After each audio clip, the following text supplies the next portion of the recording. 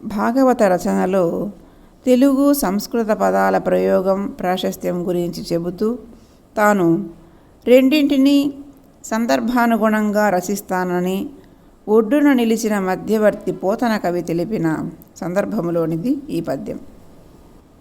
కొందరకున్ తెనుగు గుణమగున్ కొందరకును సంస్కృతంబు గుణమగు రెండుం కొందరికి గుణములగున్ నేనందరమెప్పింతున్ కృతులనయ్యెడలన్. భావం: తెలుగు పదాలతో కూర్చి వ్రాసినవి కొంతమందికి నచ్చుతాయి. సంస్కృత పదాలతో కూర్చి వ్రాసిన రచనలు మరికొంతమందికి నచ్చుతాయి. ఇంకొంతమందికి రెండు రకాల పద ప్రయోగాలు నచ్చుతాయి.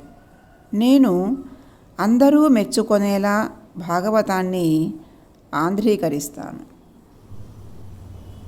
అర్థాలు: కొందరకున్ కొంతమందికి, తెలుగు పదాల ప్రయోగం గుణము ప్లస్ అగున్ బాగుగా ఉండును.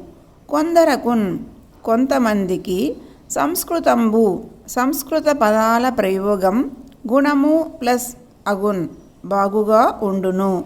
కొందరికి మరికొంతమందికి రెండు గుణములు ప్లస్ అగున్ బాగుగా ఉంటాయి.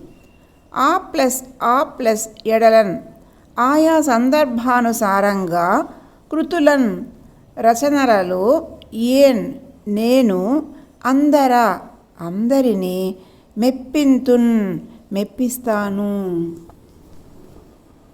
కొందరకున్ తెనుగు గుణమగున్ కొందరకును సంస్కృతంబు గుణమగు రెండుం కొందరికి గుణములగున్ నేనందరమెప్పింతున్ కృతులనయ్యెడలన్.